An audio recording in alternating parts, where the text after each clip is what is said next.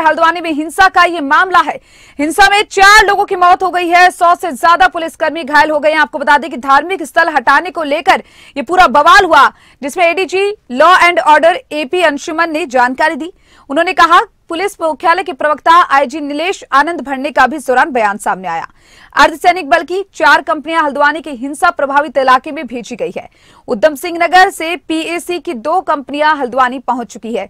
देखिए ये पूरा मामला आपको हल्द्वानी से बता रहे हैं, जहां पर धार्मिक स्थल को हटाने को लेकर ये हिंसा यहां पर हुई है और इस हिंसा में 4 लोगों की मौत हो गई है, 100 से ज्यादा पुलिसकर्मी घायल है। कर्फ्यू देखिए लगा दिया गया है, अगले आदेश तक हल्द्वानी के जो शहरी क्षेत्र है उसके अंदर कर्फ्यू रहेगा और उसको देखते हुए पुलिस फोर्स पूरी तरह से तैनात है। पथराव में घायल हुए लोगों का इलाज लगातार जारी है। उपद्रवियों को यहां पर चिन्हित किया जा रहा है। शांति व्यवस्था कायम करना प्रशासन की पहली प्राथमिकता बनी हुई है। शांति व्यवस्था प्रशासन द्वारा कायम की जा रही है। और आपको बता दें कि देखिए ये पूरा जो हिंसा का मामला है उसके अंदर 4 लोगों की मौत हो चुकी है और 100 से ज्यादा लोग घायल हैं, जिनका इलाज अस्पताल में जारी है। आगजनी की घटना भी यहां पर की गई, जो उपद्रवी थे उनके द्वारा आगजनी की घटना को अंजाम दिया गया। तो वहीं पुष्कर सिंह धामी का भी बयान इस दौरान सामने आया।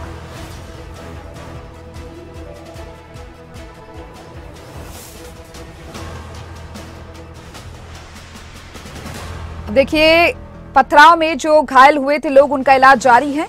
पुलिसकर्मी और पत्रकारों के ऊपर यह पथराव किया गया था। जेसीबी के द्वारा धार्मिक स्थल को हटाया जा रहा था, उसके बाद जो अराजक तत्व है उनके द्वारा ये हिंसा की गई है। आगजनी की घटना को अंजाम दिया गया। हल्द्वानी में धार्मिक स्थल हटाने को लेकर बवाल हुआ। नमाज स्थल को जेसीबी से ध्वस्त किया गया। अराजक तत्वों ने जमकर बवाल किया है। पुलिस और पत्रकारों के ऊपर जमकर पथराव किया गया। पथराव के दौरान कई पुलिसकर्मियों को चोटें भी आई। तो वहीं आपको बता दें जिनका इलाज अस्पताल में लगातार जारी है। हल्द्वानी में बवाल के बाद एक्शन मोड में प्रशासन पूरी तरह से नजर आ रहा है। हल्द्वानी शहरी क्षेत्र में जहां कर्फ्यू लगाया गया है और अगले आदेश तक कर्फ्यू यूं ही लागू रहेगा। हल्द्वानी में ये धार्मिक स्थल हटाने का ये पूरा मामला है। आपको बता दें कल से ही हल्द्वानी में कर्फ्यू लगा दिया गया और ये तस्वीरें भी देख रहे हैं आप, अलग अलग तस्वीरें आपको दिखा रहे हैं जहां पर पुलिस फोर्स पूरी तरह से एक्टिव नजर आ रही है। आगजनी की घटना यहां पर की गई, गाड़ियों को जलाया गया। तो वहीं मुख्यमंत्री पुष्कर सिंह धामी का भी इस दौरान बयान सामने आया। उन्होंने कहा कि जो भी उपद्रवी है या जिन्होंने भी आगजनी की घटना को अंजाम दिया है उनको बख्शा नहीं जाएगा, उनके खिलाफ कठोर कार्रवाई की जाएगी। और ये हल्द्वानी शहरी क्षेत्र में यहां पर कर्फ्यू लगाया गया है, जो अगले आदेश तक कर्फ्यू यूं ही लगातार जारी रहेगा। पुलिस प्रशासन पूरी तरह से एक्टिव है। पुलिस ने पूरा मोर्चा संभाला हुआ है। अब ऐसे में 4 लोगों की मौत हो गई इस हिंसा में और 100 से ज्यादा लोग घायल बताए जा रहे हैं, जिनका अस्पताल में इलाज जारी है।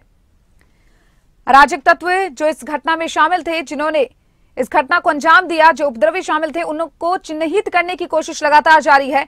प्रशासन उनको चिन्हित करने में लगा है।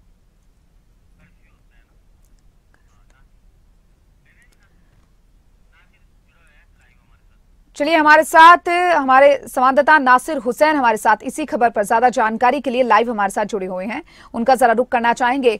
नासिर, हल्द्वानी में हिंसा को लेकर पूरा जो बवाल है वो मचा हुआ है, धार्मिक स्थल हटाने को लेकर ये पूरा बवाल हुआ।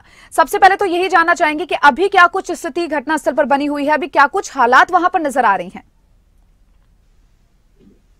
देखिए हल्द्वानी की जो घटना है उसको लेकर के प्रशासन बेहद गंभीर है, क्योंकि एक अतिक्रमण को हटाने के लिए प्रशासन की टीम गई थी जेसीबी लेकर के। ये मामला पूरा लंबे समय से चल रहा है।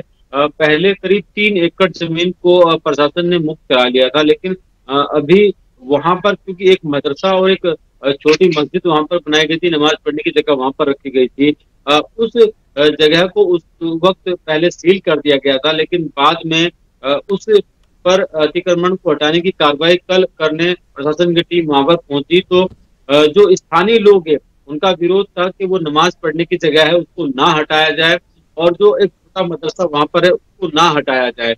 इस बात को लेकर के जो स्थानीय टीम थी, प्रशासन की टीम और जो वहाँ के स्थानीय लोग हैं, उनमें किसी बात को लेकर के तीखी बहस के बाद जब इस अतिक्रमण को हटाने के लिए जेसीबी का इस्तेमाल किया जा रहा था, उस वक्त कुछ लोगों ने वहां पर पथराव कर दिया और पुलिस बिल्कुल नासिर, आपका रुख एक बार फिर से करना चाहेंगे। तो वहीं आपको बताते हैं कि नैनीताल की डीएम क्या कुछ कह रही हैं, वो प्रेस को संबोधित कर रही हैं, जरा वहां लिए चलते हैं।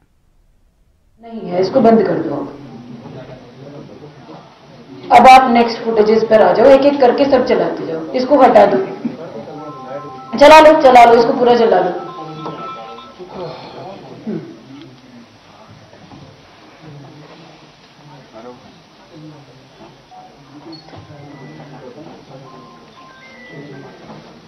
ये वो फुटेज है जब फर्स्ट टाइम आगजनी शुरू करी गई, जब पहली गाड़ी या पहली बाइक को आग लगाई गई है। ये उस वक्त की फुटेज है। ये पूरा जो है उस वक्त तक का ड्रोन से वीडियोग्राफी वगैरह करी जा रही थी और ये फर्स्ट टाइम, तब तक कंप्लीटली पीसफुल चल रहा था। ये लगभग डिमोलिशन ड्राइव शुरू होने के आधे घंटे बाद का इमेज है। नेक्स्ट, इसको बंद करो। हाँ, ये जैसा कि आप देख पा रहे होंगे, ये फर्स्ट टाइम की आगजनी की फोटो है, जब फर्स्ट आगजनी हुई थी। ये थोड़ा सा क्लोजअप व्यू है, वो दूर से था। इसको बंद करो, नेक्स्ट ले लो।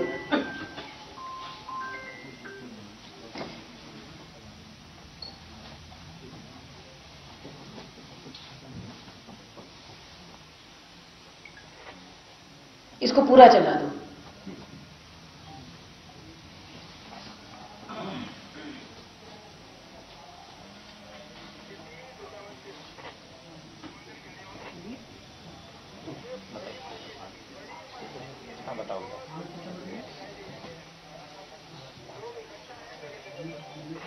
क्या कह रहे हो? इसको दिखाने का मेरा मकसद ये है कि आप इस वीडियो में देख पा रहे होंगे कि यहाँ ना तो कोई पुलिस फोर्स किसी को प्रोवोक कर रही है, किसी को भड़का नहीं रही, किसी को मार नहीं रही, किसी को किसी भी प्रकार से कोई नुकसान पहुंचाने की कोशिश नहीं कर रही है, ना एडमिनिस्ट्रेशन की टीम ना पुलिस की टीम। ये आप मॉब देखेंगे, ये वो मॉब है जो पहली बार इकट्ठा होना उस गली में शुरू हुआ जब आगजनी शुरू करी गई। जो पेट्रोल बम फेंकना है या किसी भी प्रकार का वायलेंस है जो शुरू किया गया, उस वक्त ये मॉब इकट्ठा हुआ अचानक से। ये डिमोलिशन ड्राइव शुरू होने के 45 मिनट्स बाद की फुटेजेस हैं।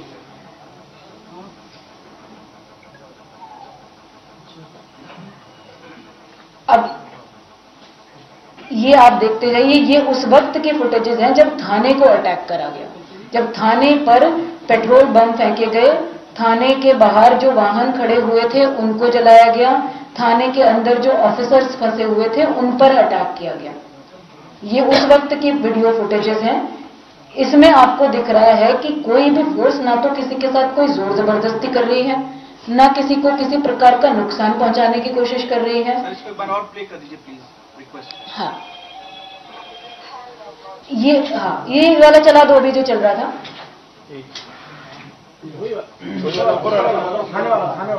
थाने वाला, इससे छठा वाला, 6th वाला। ये थाने पर जब आने शुरू हुए, इकट्ठा होने शुरू हुए और थाने के बाहर जो आप लोगों की बाइक्स भी थी, पत्रकारों की, पुलिस के वाहन वगैरह भी खड़े हुए थे, अन्य भी आम जनता के आसपास के लोगों के वाहन खड़े हुए थे। ये उस वक्त उन पर अटैक की और उनमें आगजनी की फुटेजेस हैं। ये भी अनप्रोवोक्ड है, किसी ने प्रोवोक नहीं किया, किसी ने नुकसान पहुंचाने की कोशिश नहीं करी, किसी ने किसी को जो है चोट पहुंचाने की कोशिश नहीं करी। उसके बावजूद इस तरह का अटैक बिना प्रोवोक करे, बिना हार्म करे करा गया। पुलिस थाने में फंसे हुए अधिकारियों के ऊपर, उनको बाहर नहीं निकलने दिया गया, उनको वहां पर अंदर जिंदा जलाने की कोशिश करी गई। ये आप फुटेज देख रहे हैं।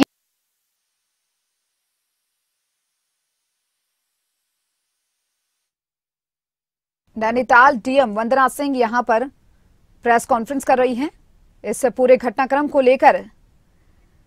हल्द्वानी में जो धार्मिक स्थल हटाने को लेकर जो हिंसा हुई है उसको लेकर वो प्रेस कॉन्फ्रेंस कर रही हैं।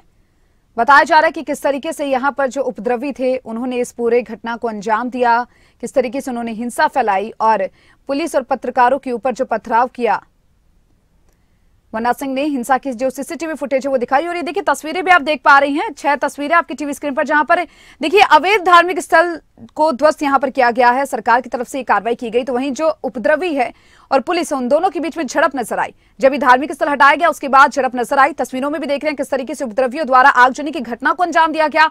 उसके बाद जो तबाही का मंजर है वो बहुत ही भयानक सामने आया, क्योंकि गाड़ियां जला दी गई, कई लोग घायल हुए और मौत भी इस पूरी हिंसा में हुई है। तो वहीं धारा 144 लागू कर दी गई। हल्द्वानी शहरी क्षेत्र में कर्फ्यू लगा दिया गया और अगले आदेश तक ये कर्फ्यू लगातार जारी है। हिंसा के बाद सुरक्षा भी पूरी कड़ी कर दी गई है। राज्य सरकार भी पूरी तरह से अलर्ट मोड पर है। पुलिस प्रशासन पूरी तरह से अलर्ट है।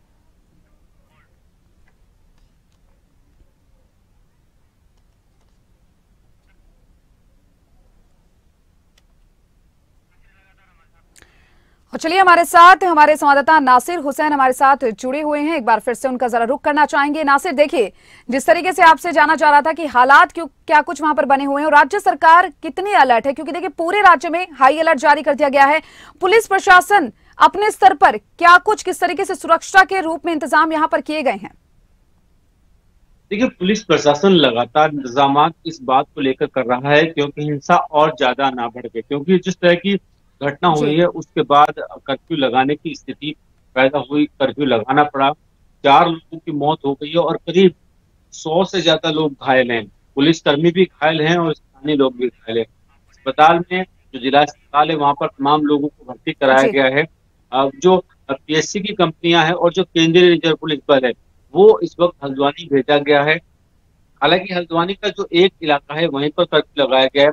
बाकी जो बनपुलपुरा को छोड़ दे तो बाकी इलाके में कर्फ्यू नहीं है, लेकिन अलर्ट पूरे राज्य में घोषित किया गया है क्योंकि धार्मिक मामला है। ऐसे में हिंसा वहां से कहीं और भी हिंसा भड़क सकती है और इससे कोशिश बिल्कुल नासिर, आपका देखिए एक बार फिर से रुक करना चाहेंगे और आपको एक बार फिर से लेकर चलते हैं। नैनीताल डीएम वंदना सिंह प्रेस कॉन्फ्रेंस कर रही है इसी पूरे मामले को लेकर। चलिए सर देखिए। उत्तरदायित्व निर्धारित करे जा रहे हैं। आपके मीडिया के द्वारा इसको समय समय पर रिपोर्ट भी करा गया है।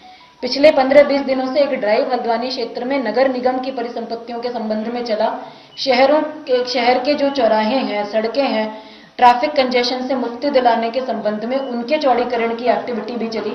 सभी जगह विधिक रूप से प्रक्रिया पूर्ण करते हुए सभी को नोटिस दिए गए, सुनवाई के अवसर दिए गए।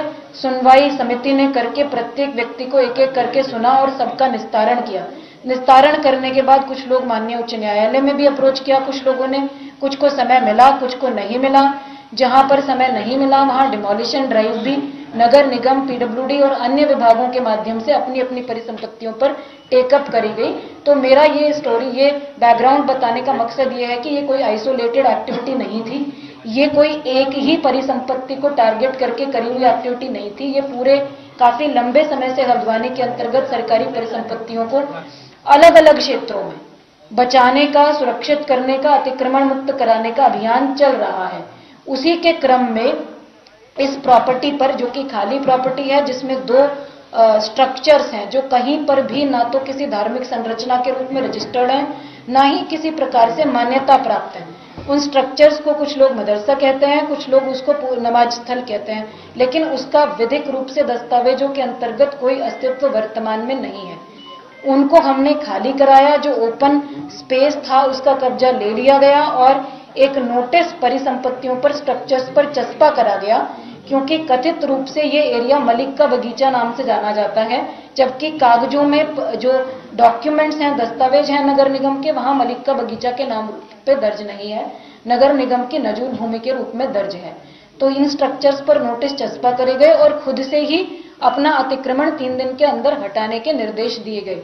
3 दिन के अंदर अतिक्रमण न हटाए जाने की दशा में या तो अपने अभिलेख प्रस्तुत करेंगे जिससे स्वामित्व सिद्ध हो सके, या तो हटाएंगे, अदरवाइज नगर निगम द्वारा हटा दिया जाएगा। ये बिल्कुल क्लियर इंस्ट्रक्शंस संबंधितों को 30 तारीख को दे दिए गए थे।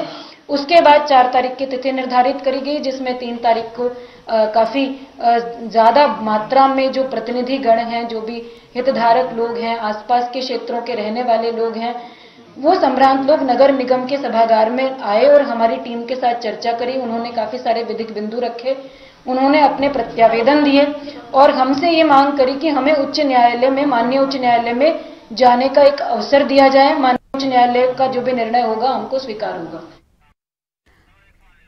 तो चलिए हमारे साथ हमारे संवाददाता नासिर हुसैन लगातार जुड़े हुए हैं। नासिर, देखिए जो वीडियो और जो तस्वीरें निकलकर सामने आ रही है उसमें साफ देखा जा रहा है कि किस तरीके से उपद्रवी जो है वो पथराव करते हुए नजर आ रही हैं। तो उनके खिलाफ अभी पुलिस प्रशासन द्वारा कोई कार्रवाई यहाँ पर की गई हो, कोई सामने आया हो?